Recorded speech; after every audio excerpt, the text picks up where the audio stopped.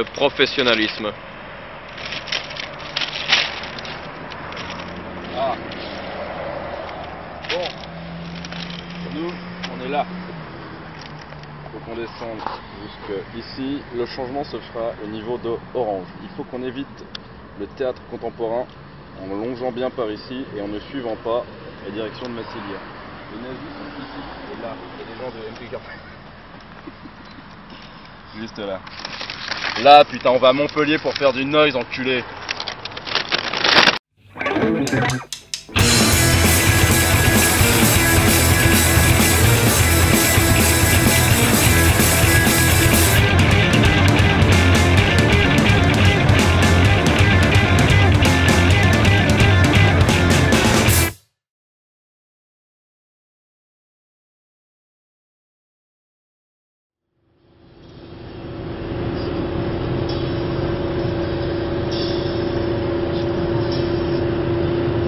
Bonjour monsieur.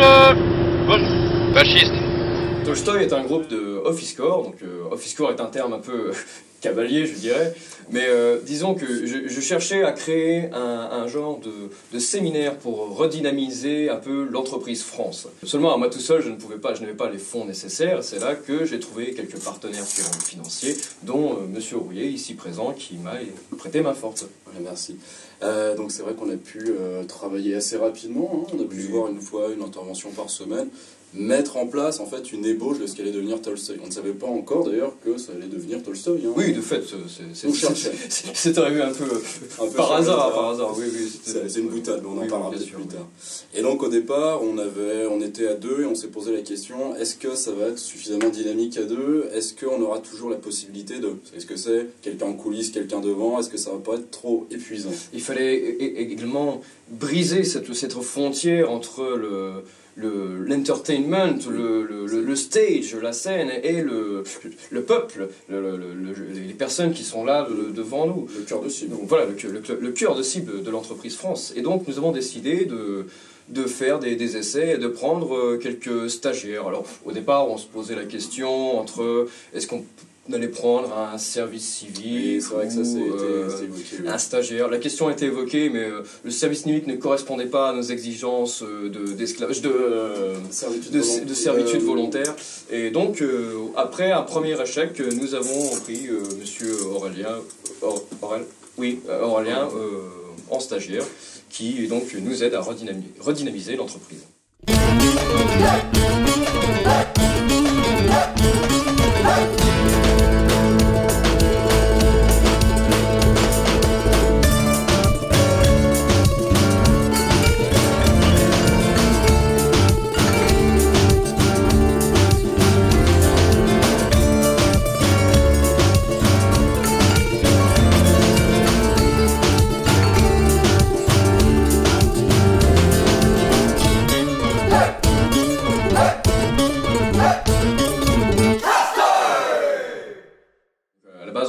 Parti sur un power trio parce que ça paraissait le plus logique vu ce qu'on voulait faire, et c'était aussi le plus simple parce que bon, dès que tu veux rajouter un quatrième, t'as des problèmes de dynamique, etc., t'as des problèmes d'équilibre, oui, il faut deux bagnoles, il faut machin, la logistique c'est casse-couille. De toute façon, faire un truc à deux guitares, je voulais absolument pas parce que deux guitares dans un groupe ça sert à rien du tout. C'est pour les covers de Maiden qu'on va jamais pris le temps à part pour faire du Maiden, ça sert à Zob. Mais du coup, on voulait on partait sur un power trio et on avait épuisé quelques batteurs comme ça dans les copains qui étaient intéressés un peu pour se raccrocher au truc. Au final, on a terminé avec Anatole que tu as ramené. Anatole Petit, ouais, qui du coup a pu amener presque du jazz dans les trucs qu'on voulait faire, ce qui n'était pas spécialement le projet de départ, mais qui nous a beaucoup séduit. Moi, ça me va bien. Et qui n'a plus été disponible par la suite, car il est parti au Maroc pour faire des percussions. Là-dessus, on a été bien frustrés. C'est surtout qu'en plus, on a eu des échéances et des concerts qui arrivaient, et lui, il était à Pétaouchnok sur d'autres projets qu'il avait repris entre-temps. Donc c'était, là, ça va pas être possible, les mecs, mais vu qu'on s'était engagé, on s'est dit, non, on va pas se désengager de ces projets. Donc on a fait le tour de la kermesse des batteurs de la région, mais personne n'était libre, et donc du coup, en refaisant la boucle, on est tombé sur Aurel qui était libre, dynamique et qui avait envie de taper sur des trucs. Qui nous a été conseillé par Elliot, avec qui tu joues dans Mental Volati. Donc c'est un guitariste que je connais depuis 5 ans, qui a rencontré Mehdi, je sais même plus, au conservatoire. On n'en parle pas de ça. Et donc, ouais, j'ai été contacté un soir pour, vraiment dans l'urgence, on a besoin d'un batteur, soit dispo s'il te plaît. Du coup, j'avais rien à faire à ce moment-là, donc j'ai directement bossé les morceaux, puis on a répété quelques jours après. Ouais. Et donc, quand j'ai appris qu'il me voulait en batteur, je me suis dit, bah, c'est l'occasion, quoi. J'avais pas de groupe de cette stature, parce que généralement, je suis plus amateur avec des copains, on fait de la musique et tout ça. Puis donc, pour le concert, oui, c'est sûr, en 2 semaines, ça allait encore. Après, j'ai fait que ça, on a réussi à caler 2 ou 3 répètes, je sais plus. Et puis, il y avait le temps, que c'était pas non plus la folie.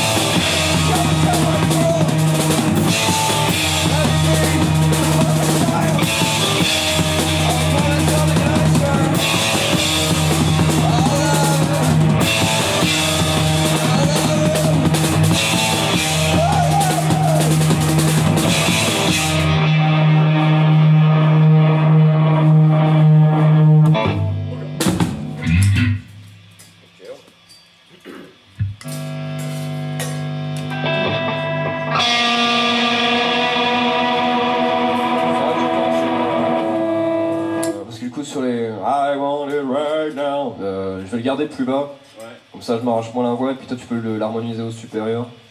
Et c'est ce que tu faisais, c'était plutôt cool. Tu peux prendre comme ça. Ouais, tu prends comme ça. Comme ça, toi tu enlèves un peu de gueulerie comme ça pour tenir le set. Ouais, non, parce que sinon ça va être mort. Ouais, surtout sur les dernières. D'accord, parce que là c'est le début, ouais, sur la fin c'est la guerre. Dans Tolstoï, on a une répartition, on pourrait croire que c'est un triumvirat, mais en fait, il y a plutôt un espèce de chapeauteur suprême qui serait moi. Mais tu dis ça parce que t'es en colère, mais en fait, chacun peut amener des idées, c'est la base, c'est vraiment Mehdi a un riff, Aurel aurait un pattern de batterie, machin, etc. C'est n'importe qui, mais tout ce qu'il veut sur la table. Et après, c'est vrai que j'ai toujours tendance à driver le truc, à me dire non, tu vois, ça c'est de la grosse merde, il faut pas le faire. Moi, je te le dis souvent quand même.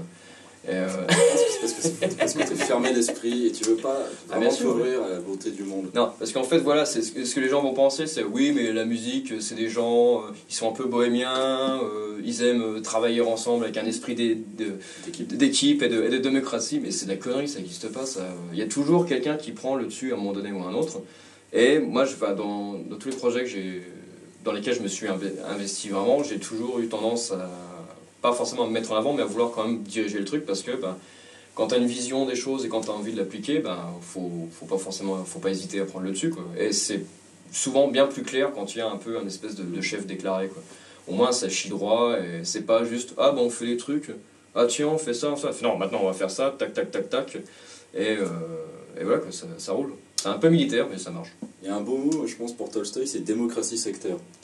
En fait c'est pas vraiment une démocratie, vu que au départ, on a créé des trucs sans trop savoir où on allait avec Ben. Il a commencé à trouver une ligne directrice et maintenant le projet presque nous fait le tri par lui-même. On balance des trucs, on fait non mais ça n'a rien à voir avec Tolstoï, ça, en fait, on le jette quoi. Et maintenant, on équilibre à peu près bien les choses. En tout cas, il y a très peu de morceaux qui ont été composés par une seule personne. Oui, non, clairement. En général, des fois, c'est des reliquats de plusieurs bouts, de moi, un bout de riff par-ci, mélangé avec un truc midi à trouver, puis un autre machin, etc. On fait la popote, on fait la marmelade, et ça marche, quoi.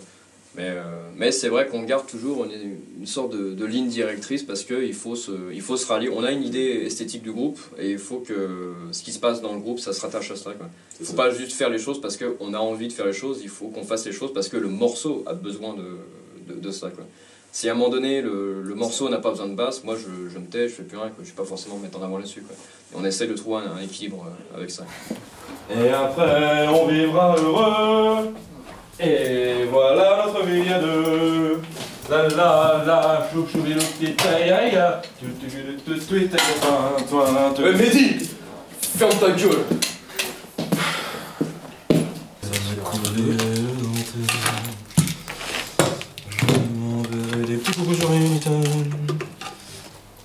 L'avantage c'est qu'il n'y a pas grand chose à repiquer ici.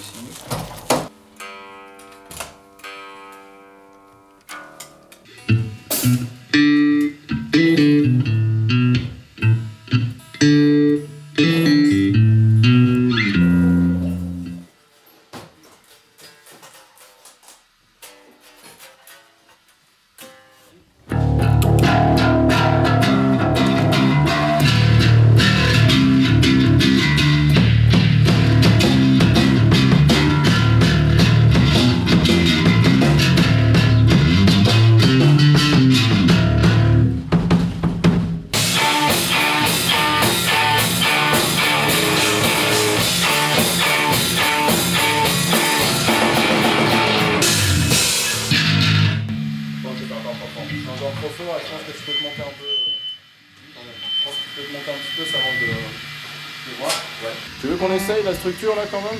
Quelle structure? 2 fois A, un C au milieu et ouais, mais le C faut le créer là, on n'a pas le temps. On n'a pas le temps? Ah, tu veux pas qu'on fasse un... Non, ça sert à rien de faire un truc daubé à l'arrache.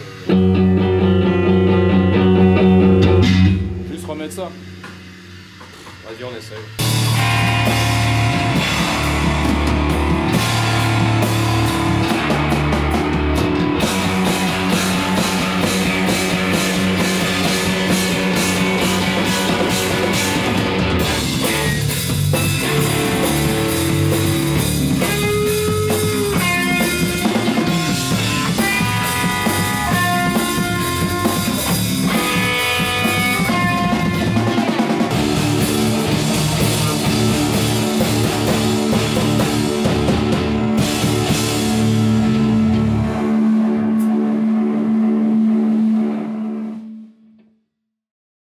Alors, la scène dans CN.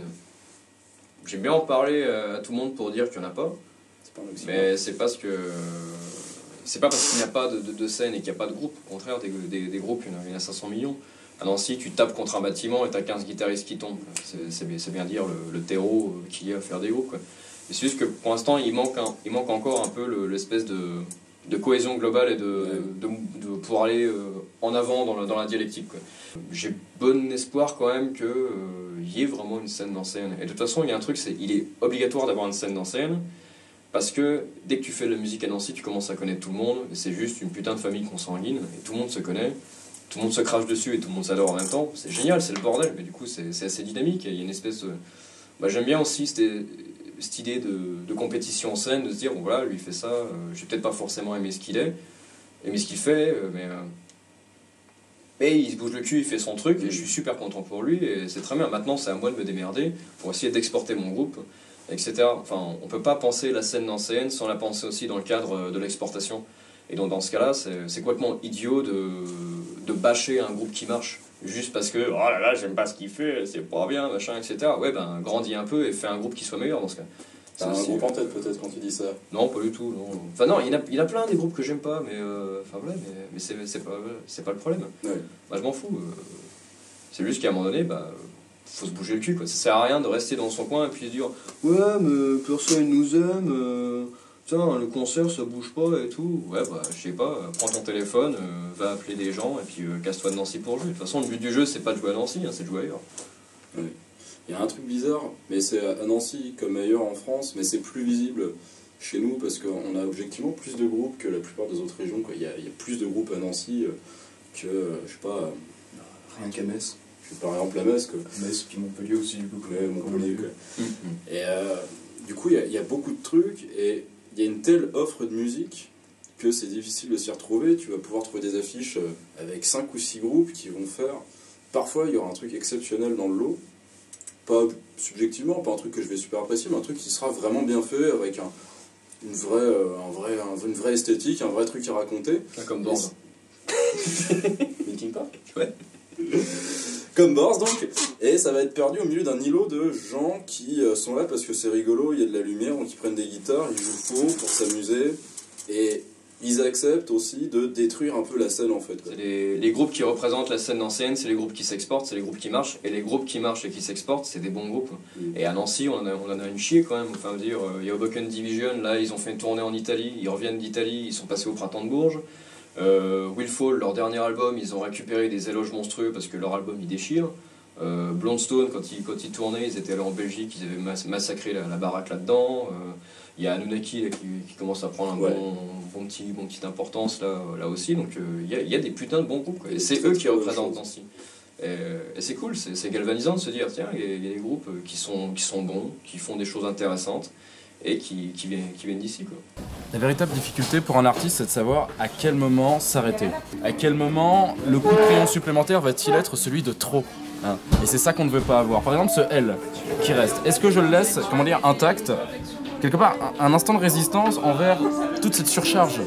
Est-ce qu'il est peut-être représentatif de la musique de Tolstoï? C'est-à-dire un îlot de calme dans un océan de bruit.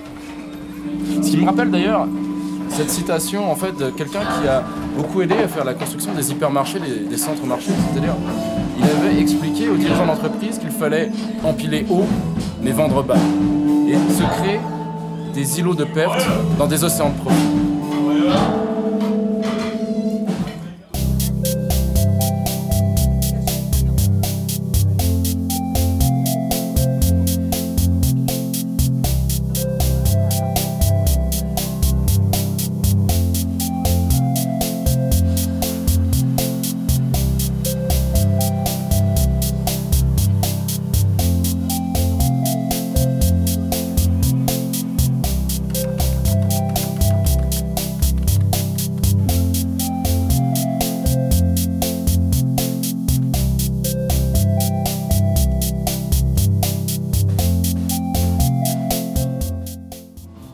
Et on va garder celui-ci pour la scène pour plus tard.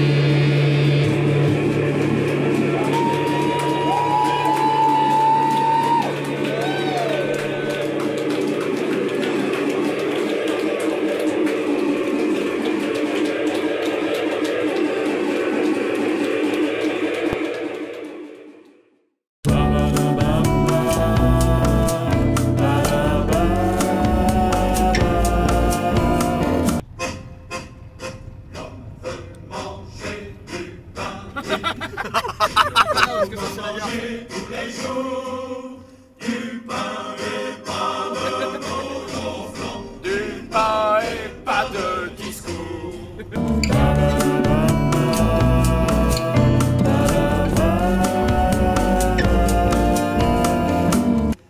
Excusez-moi, on cherche le centre Pompidou. Merci. Merci.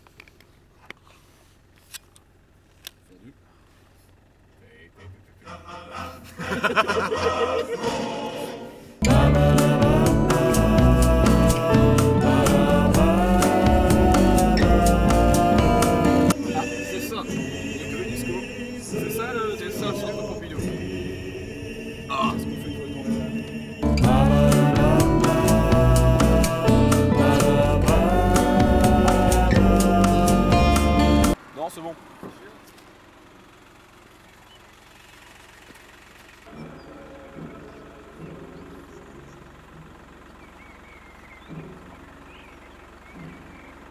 Il y a une porte au moins.